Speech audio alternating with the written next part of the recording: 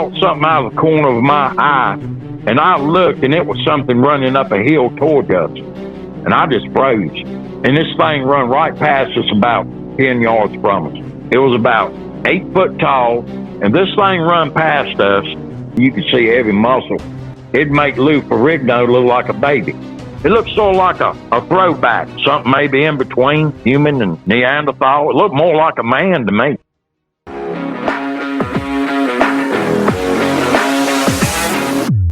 This is the Cryptid Creature Show. I am Brian, and with me, as always, my co-host, Todd. What's up, buddy? Brian, my friend, tonight's guest is Pete, and Pete is coming from North Carolina. North Carolina. And Pete had some definitely interesting Bigfoot experiences and encounters going on where he's at. I'm really interested to hear what's going on down there. I don't know if we've had too many North Carolina cryptids. No. You know, we'll take it from any state, right? That's right. Mm-hmm. And there is a lot of wooded area down there, so I'm not surprised that there's stuff going on. There is. Yep. All right, let's not waste any more time. Are you ready to bring Pete on and talk about his experiences? Yep, let's get him. Pete, welcome to the show. Thanks for being here with us tonight. We appreciate it. Yes, sir. Glad to be here. I know we were talking on social media a little bit, and you had some experiences going on. Where do these things happen at? Mainly on the Dan River here in North Carolina. Okay. Rockingham County. Hunted and fished all my life, but probably about to not the last 20 years have I had strange experiences and seen these creatures. And what river did you say it was again? The Dan, D-A-N, Dan River. Okay. It's a Siouan word. It means off the top. Okay. So how old were you when the first thing that ever you experienced happened to you? I think the first thing that ever happened to me was on the Smith River. And it's not too far from the Dan. I was 14 years old. And I had something that followed me through the woods. It paralleled me. It was pretty close, and I just had a bad feeling come over me, and I took off running to a friend's house. You know when you're being followed. I never did see it then. I never did. What were you out doing that night or that day? I was fishing that afternoon. I did hear a grunt, though. I walked down the hill, and I heard something like a grunt, or it sort of sounded like a grunt or a huff, and I didn't really pay no attention to it. I thought it was just somebody pranking me, but I went down on the river and started fishing, and I wasn't catching nothing there, and I walked around this little feeder creek that come into the river there, and when I fished there a little bit, and then when I left there, I was going to go down to another place. There was a trail that paralleled the river there, and when I walked around, and I sort of come around, I was sort of even where I was just fishing, and I heard a twig snap. And I just stopped, and I said, well, you know, it sounded like somebody stepped on a twig and broke it. And I said, who's there? And I never heard nothing. Well, as I was walking on down, I noticed over to my right, I was sort of being paralleled. I never did see it, but I just had a bad feeling come over me, and I run to a friend's house, and that was my first encounter, I think. Take us into the next one. What happened after that? Well, years went on. I went in the military, and I got out of the military, and when I come out, you know, friends change and everything, and I met a new set of friends, and we used to go fishing at night down on the Dan River, and we would go down this old plantation farm. And I remember one night we were fishing, and I looked down in the corner. This bottom's probably 3/4 or a mile long. Most of these bottoms in here, they're real long. They're long bottoms. I mean, huge old plantation farms and huge creek bottoms and river bottoms, cutovers, hedgerows. And then you got the woods along the river. But we were sitting there fishing. I had a pretty good view of looking down the river. And I noticed a light coming up the river bottom. It was a bluish white light. And I tapped my buddy on the shoulder. I said, look at that light. He said, that's a street light. I said, it ain't no street light. It ain't no houses down here. We're in a river bottom. But, at first I thought it was a coon, somebody out coon hunting, running a dog. Never heard no dogs.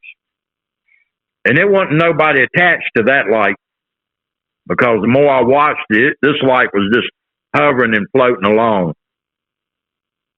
Stuff sort of started right there, I hunted another river bottom. I do a lot of airhead hunting.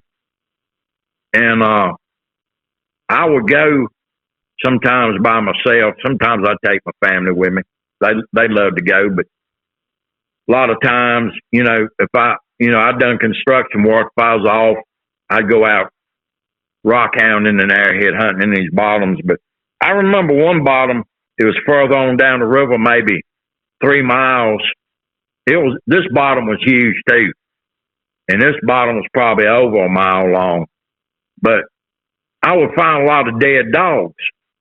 And I thought to myself, who's killing these dogs? And I thought people down there hunting were shooting the dog.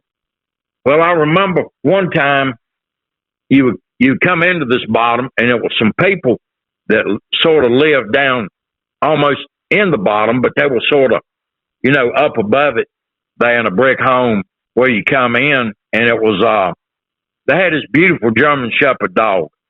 Well, I remember one time I was out there walking, and there was that dog laying in a roadbed dead.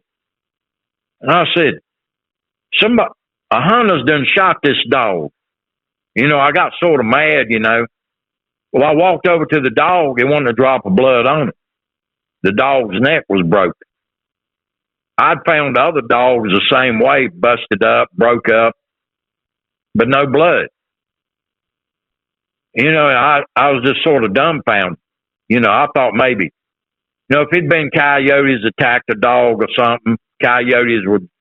I don't even think coyotes were here then. I hunted a lot in that bottom. One time they went out a little bit further and plowed this one part of the bottom, and they plowed off down towards the river, off this rise there. And so I said, well, while I'm here, I'm gonna walk down in that thicket right there and look out the river. Just being nosy, I reckon. I'd never been down in there. Well, I go down in the thicket. I hunted airheads the rest of the way till I got down to the thicket there. And I walked over in the thicket, walked around a little bit, looked out the river. Well, I was coming on out of the thicket. It was sort of wasn't a real big tree, but it was a pretty good sized tree. And I looked down at the bottom of it, and it was a hunk of meat laying there. And I mean, it was just a great big piece of meat, about the third the size of a tire. And I'm going, what in the heck what is this? Because it ain't every day you walk up on a hunk of meat laying below a tree. Well, I didn't think nothing else about it, but whatever animal this was, it had to come off a pretty good sized animal, I just, I sort of let that go. I didn't, it wasn't registering with me, if you know what I mean. I sort of let stuff go, and,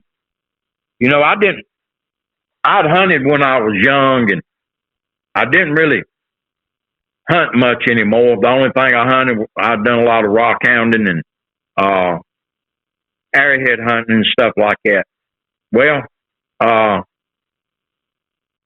as my children got older, we started doing a lot of kayaking, and I took them hiking and stuff like that. And we would go different places. And as I got older, I told my son, my oldest son, we might start doing some hunting because he was getting of age. And so we hunted this one place for a while, and we didn't do good there, but we lived in this little community there, and the Dan River was probably about maybe 2 miles from my house there.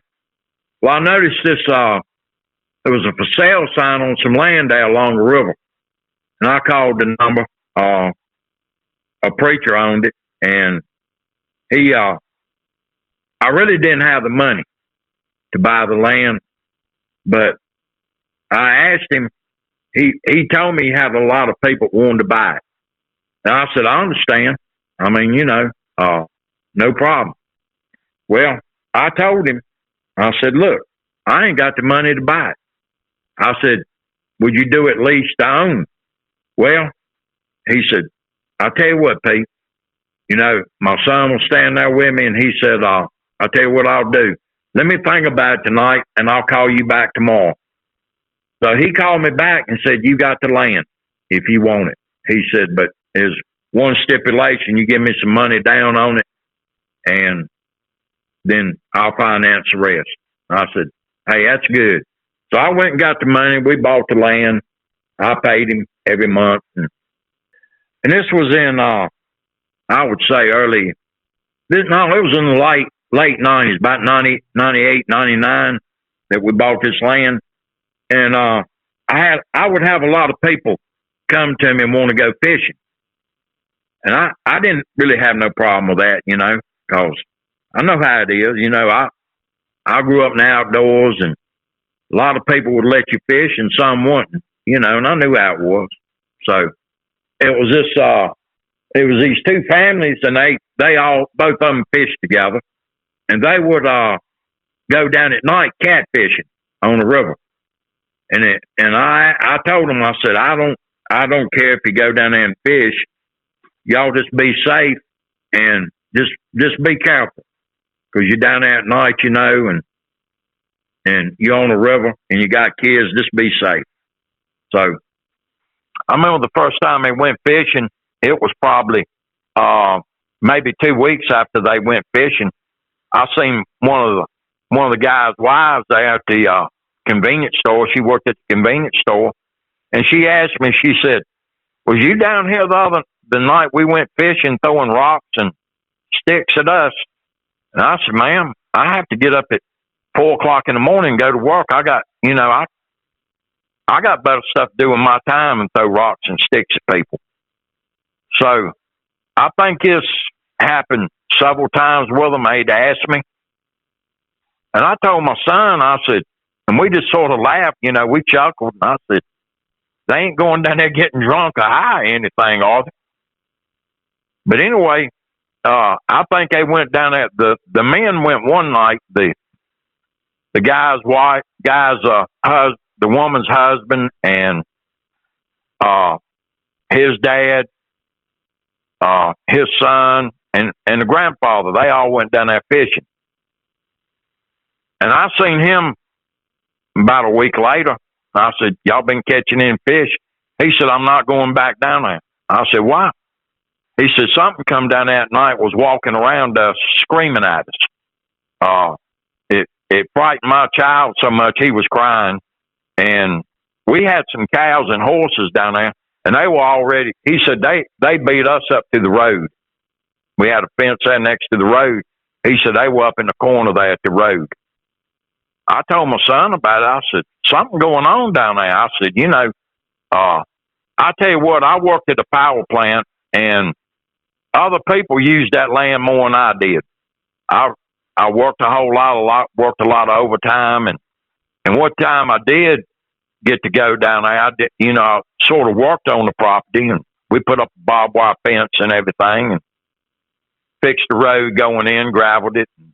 But then I would have other people come and ask me about going fishing, and I would say, just if you go down there, I don't care if you fish, but just be careful. Watch your surroundings and be careful. And but I honestly thought that somebody was pranking them. I didn't really know what was going on then. But the one guy come to me and asked me. He went down there by himself at night, built a fire. He said he was catfishing. He said it was about 1 or 2 o'clock in the morning. He heard a woman screaming, and he said, "Honestly, I thought it was a woman getting killed. I was running towards the screaming." Well, the screaming was coming towards me. And then he said all of a sudden it was screaming in behind that. And he said directly across the river from me, there was more screaming.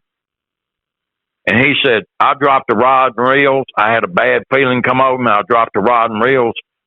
And I run all the way back up to the road at the bridge. And I don't think he ever went back either. But as time went on, I'd had some other people basically have the same experiences. But after that, across the creek there on the next property, this guy would come and cut the hay off. I told him he could come and cut the hay off our property and use it, for his cows and stuff too. And he let us hunt over on his property. He probably had about maybe 90 acres over there. So it was in, I would say 2000, 2003, 2004, something like that. Me and my son got permission to hunt over there, and bow season was just coming in, and we went over there and put up my stand, his stand. But I went back about a week before bow season come in. I went by myself that day. It was on a Friday, and I put some corn and apples. Well, from the bait pile, you can bait in North Carolina, from the bait pile to my stand, it was probably 5 yards. 5 yards. I walked up to the stand, shook the stand, made sure it was still sturdy. It was a ladder stand. If I needed to make any more adjustments on it. So I just shook it, turned around, walked back to my four-wheeler, got on it. I happened to look down on the bait pile, and there's a half-eaten apple. And I'm looking around, I'm going, somebody's messing with me. And a deer's not going to do that. At first, that's what I thought happened. A deer come up there and ate half of an apple in that quick a time. But I said, I would have heard something. And I looked around. There was nothing. Nothing. I didn't see nothing, didn't hear nothing. Well, that didn't register with me. I just blew it off on a deer. But, it was, I'd heard stuff. I just blew it off as, maybe a coyote or owl or something like that. Or I just blew it off on other animals. You would hear stuff. But time went on, and my son, he would stay in the woods longer than me. I really didn't have time. I'd have to go to work or, do work around the house. So he would come back and tell me he'd hear an owl over there during the daytime. And I said, well, I've heard owls during the day, and I really didn't give that no thought. But he said, this ain't no owl, Daddy. He said, this sounds like somebody imitating an owl. And but like I said, time went on, and I remember I was down at the archery shop one morning, and right across from the property I was hunting on, there was another farm in there. It was probably 300 acres in there. It was a doctor on that property, and the people that had that property leased, I was listening to them, just sort of eavesdropping, and they were talking about they killed a deer, and they went up to get the four-wheelers. When they come back, the deer was gone. They said, look like it drug it off and then picked it up and walked off with it. And I thought, well, maybe another hunter seen them down there and got the deer and stole it or something. I didn't give that no thought. But they got talking about hearing strange sounds too over there. But, time went on some more, and I didn't really like the gun hunt. I remember it was in November, black powder hunting season had come in, and he asked me if I wanted to go down and do some black powder hunting. I told him I didn't really want to. He said, well, let's go on down there, Dad. He said, get you one with a black powder. That's not really rifle hunting. So I went with him that morning, and it was cold that morning, and it had frosted that night, and it looked like a light snow. it frosted. Well, out there in that bottom, he had put his stand over in the corner next to our property on that guy's land. And there's a great big old buddy stand over there. And I went over in the corner bottom. It was a great big stand that went up in this sycamore tree. I really didn't like getting up in it. It was sort of rickety. So it was some great big old rolls of this baled hay. And so I got in behind one of them and leaned up against one that was in behind it and sort of watched the bottom, from where I was at. Well, it was getting light, and I noticed there was two does running across the bottom, and the great big old buck chasing them. And I dropped my grunt call. I had lost it, and I went to hit on it to stop him. Well, I just made a grunt, like that, and he stopped. He just like he slid, and he was coming towards me. Well, he got sideways to me. I popped him good.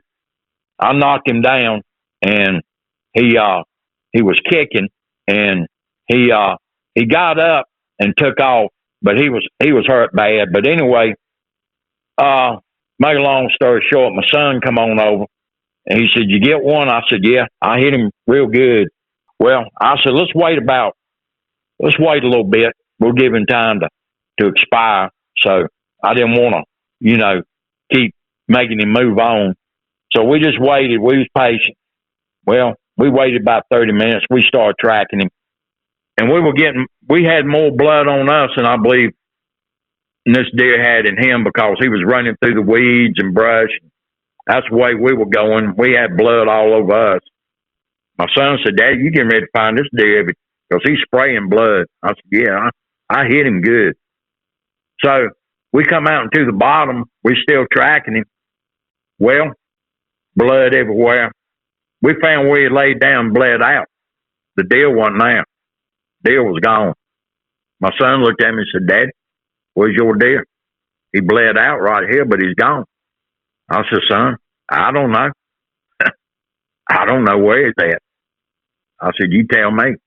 But I got to noticing where the deer laid down, the grass was sort of tall right in there, and it was matted down all around him. And I said, maybe some, but there was no drag marks or nothing. I didn't see no tracks or nothing. And I said, well, maybe he got off and run off, but we didn't find one more drop of blood. And I thought that's when it sort of, something's going on here. You know what I'm saying? I was blowing everything off, but I mean, it was just staring me right in the face. I was sort of putting it on other things. Well, I remember I hunted there probably another 2 or 3 years, and I remember I would hear growls, grunts, but it was real low. It wasn't real loud. It was low, but you could tell it was directed at you. And I didn't think nothing about that. I thought it was coyote. So turkey season come in, and I worked a lot during the day and didn't get much time to turkey hunt, but my brother and my son, they would go down turkey hunt. My brother told me they were over hunting one morning and they heard something scream, sounded like a howl or a scream. And he told me, he said, if your boy hadn't have been there with me, I'd have left. I'd have got the heck out of there. And I'd heard like yell sounds and stuff later on. I didn't give that no thought. I just blew that away. So I sort of quit hunting there. You know, I had other things going on, and we were trying to move. I was trying to find me another house. Finally, I found one, and we moved up on the Smith River, and I moved to a once in a lifetime dream place. You know, it just everything clicked for me, and I got the house. It was 5 acres of land. I lived on the river. There was nobody around me. I didn't have no neighbors. There was a highway that come out, and across from me, there was an old city park there. that didn't know a guy had bought. He bought it from the city, and he didn't even go over there. It was just some old roads in there and a lot of woods, and the river bordered my property. And I was sort of getting out of hunting. I never did ask the guy if I could hunt or anything. I think we hunted up the river there a little bit, but we never did see many deer. And I'll get back to this place later. But we lived there a few years, and finally we didn't go down to the other land much, and people were going down there and destroying the place. And I just told my son I might sell it. So I remember one night him and a few of his friends went down, and they went down there fishing and built a fire, big fire, and some of his friends left. And I think him and one of his other buddies, they was the only one left. He was fishing, and then his other buddy went up there and they took some recliner chairs. They built a fire, like I said, and they were sleeping around the fire. My boy told me, he said, about 3 o'clock in the morning, he heard a loud splash in the river. And he said it sounded like a herd of deer hitting the river. That's how loud it was. And then he heard it again. It was getting closer to where they were at. And that's where these other people I told you at the beginning had their experiences with sticks and rocks and stuff like that. So he went over and woke his buddy up and said, did you hear anything? And his buddy said, no. And about that time, it was directly in front of him in the river. And it was a great big huge splash. And his buddy said, what was that? So he was so intimidated, he didn't go around and get in his door. He went through the driver's side window. And he said, let's get out of here right now. Well, Michael, you got to know my son. He said, no, I want to see it. He said, no, we're leaving right now. You crank that truck up. Let's get out of here. Well, Michael shined the lights over. He never did see nothing. But the guy was so scared he had to leave. But after that, I found we had put some a treated lumber picnic table down there and some chairs, and it looked like something had smashed it. I mean, just broke it to pieces and smashed it. And I put it off on just people coming down there and just being mean, you know. But I'd say, why would anybody tear this up? I mean, that don't make no sense to me. So we eventually sold the land because we were away from everybody up there. We lived on the river. We went canoeing just about every other day during the summer, you know, fall and the spring. And we had a really good time on the river. We fished. My boy hunted a little bit. I never did, but I done a lot of woodworking and stuff. I worked on bow. I made bows, made hunting knives, and done some carving and stuff like that. But I wanted to make some primitive arrows, and this was in March, I would say, of 2012. It was 10 o'clock in the morning. I never will forget it. I never will forget this day. I told my son, I said, let's go back down in the bottoms we used to hunt, because out there in that, where I'd shot that deer and it run over to it was a great big stand of river cane in there. And I wanted to get some river cane and make some primitive arrows. And I said, well, let's go down there and gather some river cane. We'll make some nice arrows. He said he'd go with me. I said, well, let's go. We need to get out of the house anyway. So we go down there and park a car. We go up over this little rise. And just as soon as we popped that hill, there was a long bottom, like an upland bottom in there. And it was something running out across that bottom. And it was huge and solid black. Well, I caught something out of the corner of my eye. And I looked, and it was something running up a hill toward us. and I just froze. But my son was still looking at it, the one across the bottom. Well, I jerked him back, and this thing run right past us about 10 yards from us. It was about 8 foot tall. It was sort of slumped over a little bit, but I would imagine it was probably 8 foot tall. The thing out in the bottom was probably 10 or 11 foot tall. And this thing run past us. You know, you see these pictures of a Bigfoot that's got a lot of shaggy hair on it. The hair was real thin. And if you'd looked at it, you'd have said, well, that's a scuba diving outfit. But when the sun hit on it, it was hair. There was no hair on the abdomen. No hair on the abdomen. You could see every muscle. It'd make Lou Ferrigno look like a baby. I mean, it was just real defined muscles. That's how muscular this thing was. The shoulders were broad, but it come down to a narrow waist. The head was like, at first I said, where's the head on this thing? Then I got to noticing the head sit down. The only way you could tell it was head was that conical shape, and it set down below the shoulders. There was no hair on the face. It had a distinct brow ridge, sunken eyes. It looked sort of like a throwback. I want to say a Neanderthal man, something maybe in between human and Neanderthal. It looked more like a man to me than an ape.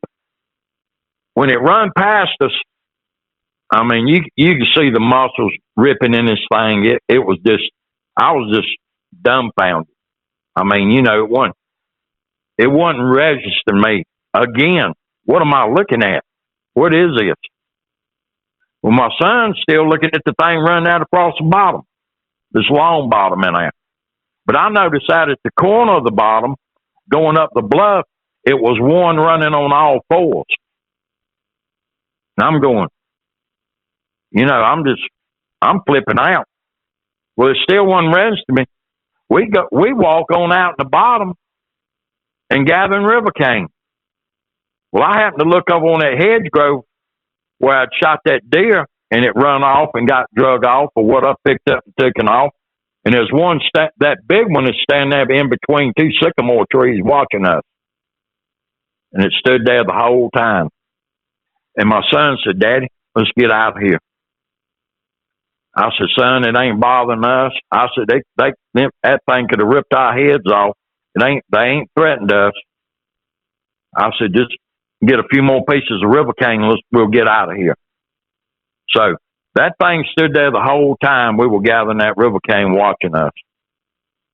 And I had seen them before. I'd actually thought they were bears because I had seen something on all fours over there before, and I just threw that off as a bear. But these things run on all fours too. Well, like I said, we moved on to Smith River. We had no neighbors. I think my nearest neighbor up the highway there was probably about a mile away. Town was 2 miles away. The outskirts of town was 2 miles away. And we lived right on the river. Well, when we moved there, it was in March of 2000, and I would say we had moved from that town down there in 2007, and like I said, we didn't go back down there much until that 1 year in 2012 March. But we were living at my new home in 2007. I would say it was in 2008 at our new home on the Smith River.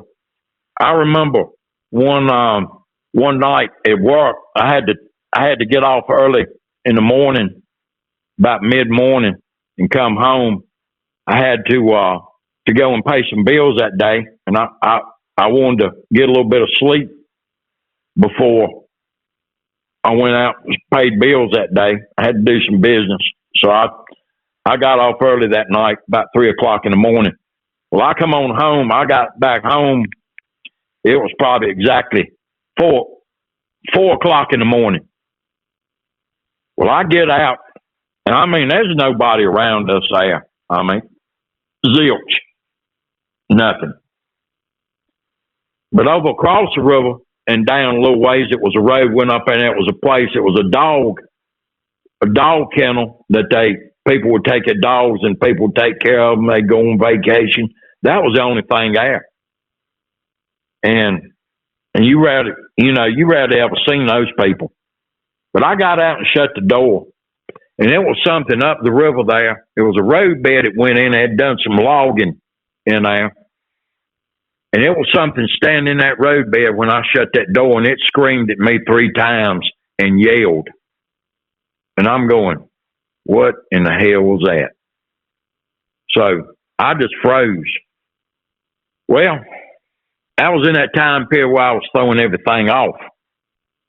And I just went on inside, and I told my wife about it. And she said, you're crazy. You're hearing things. I said, it's okay. So it wasn't long after that. My son, I was off. I was off on the weekend. I didn't have to go back into Tuesday. It was on a Monday night. My son come in, got me. It was about 10, 11 o'clock at night. He said, Daddy, come here and listen to these coyotes. So I go out the door, and I said, what in the heck is that? It wasn't coyotes. It was screaming. But you'd hear screaming across the river. You'd hear screaming way up a river. You'd hear screaming over in that park, and you'd hear screaming down the river about a mile. I said, son, that ain't coyotes. And that's when I heard my first tree knocks. You'd hear like and it ain't the loud, it ain't these great big loud knocks you see people doing. It was like, you could tell it was a knock, but it wasn't loud. It was never loud, what I heard. But you could tell it was a tree knock. So I told my son, I said, have you got a tape recorder? I said, I want to tape this. So he goes in the house,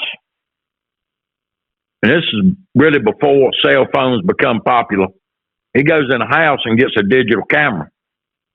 I said, son, we can't take pictures of them. It's nighttime. He said, this has got a recorder on it, Daddy. I said, oh. So he cut it on and re-recorded it and downloaded it on the computer. Well, you really have to listen, put the earphones and listen, but you could hear it. You could hear the tree knocking, the dogs barking at that kennel.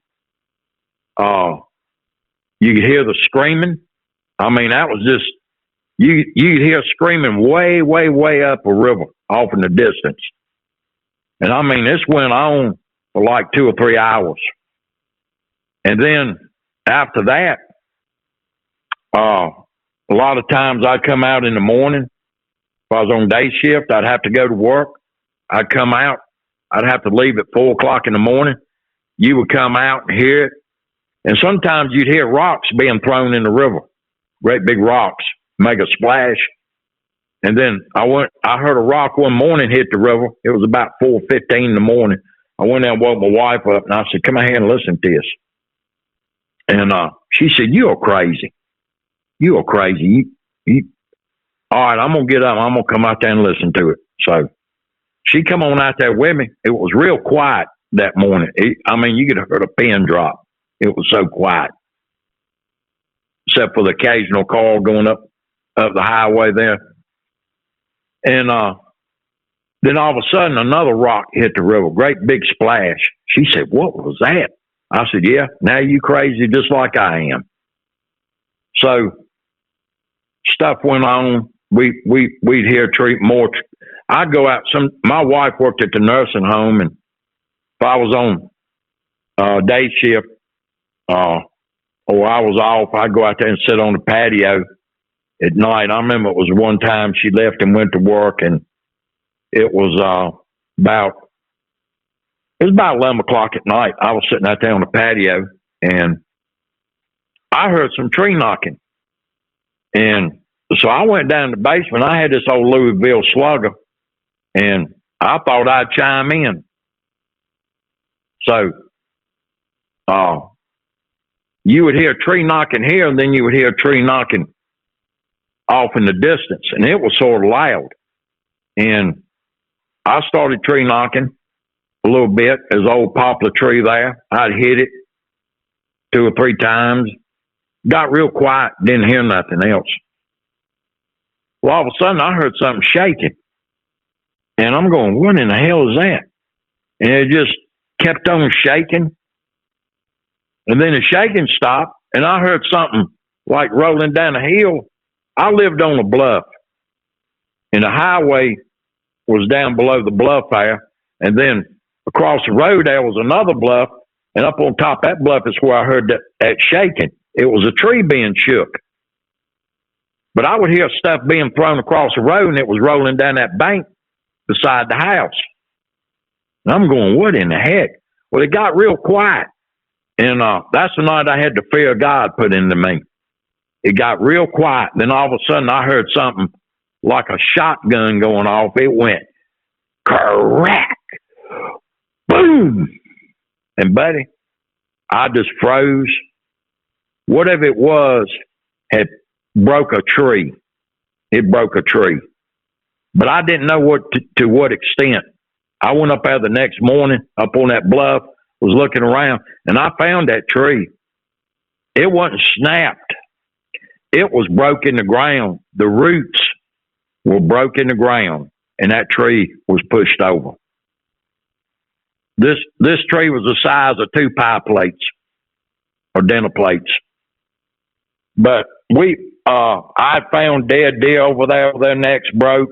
My son was trapping up the river there some, and he had found this otter slide that went into the river. He was going to trap some otters, and there was a otter slide, and an otter tore it up the top of the bank there, and he put a trap.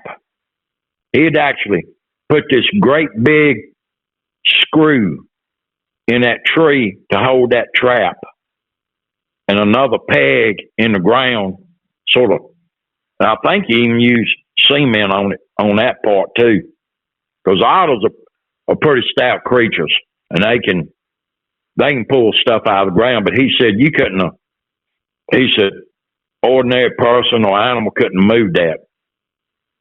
And he said he come down there one day to check on the trap. He said the screw was pulled out of the tree, and the part that went down in the ground was gone too, and the whole trap just yanked up out of the ground. But I'd found trees there, poplar trees where the top, not really big poplar trees, but it like something had reached up and broke the tops out of them and pulled the bark all the way down to the ground with the limbs that had been broke, the tops that had been broke out. We had found trees with claw marks on them. We had seen orbs there too in that place. Like I said, I'd found deer with their necks broke.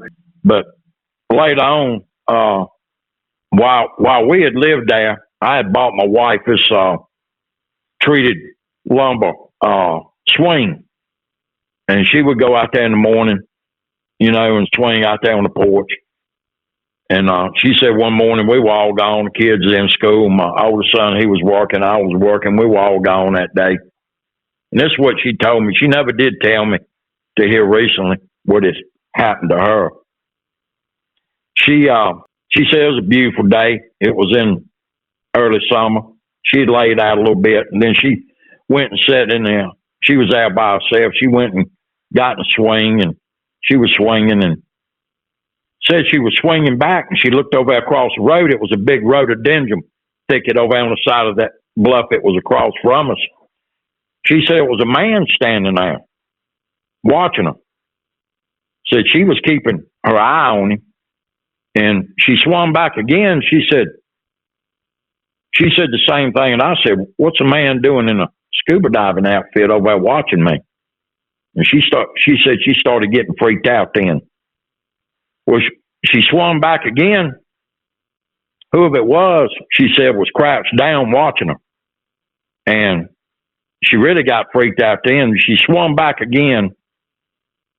And she said that's when she seen the hair, the sunlight hitting on the hair. And she got up and went inside, locked all the doors, and got the shotgun. But she looked out there. She never did see it again. But she said whatever this was covered in hair. But we would be sitting there at night, and she would say, somebody's watching us, because we had this great big bay window. She said, it feels like I got laser beam eyeballs on me. Like I said, I would go out in the bottom, and I would walk around that bottom down there where my bottom was at, the bigger bottom, and I would come around. I would feel like I was being watched, and then I would look back out there, and I'm going, that's a bear, because it's on all fours. That's got to be a bear. It's big, but bears aren't gray. They're black. Most bears that wind you, they run. They're going to run. Most of the bears that I've seen, I've walked up on a sound 3 cubs, and they'll take off running. They'll haul tail. But whatever this was, it was on all fours, and it was watching me. We appreciate you being here tonight, Pete. And yeah, we do. That was cool. We want to thank you for coming on and talking to us and sharing all that. That's really cool experiences you guys have had there in North Carolina. It's a whole lot more. I appreciate y'all letting me come on. And a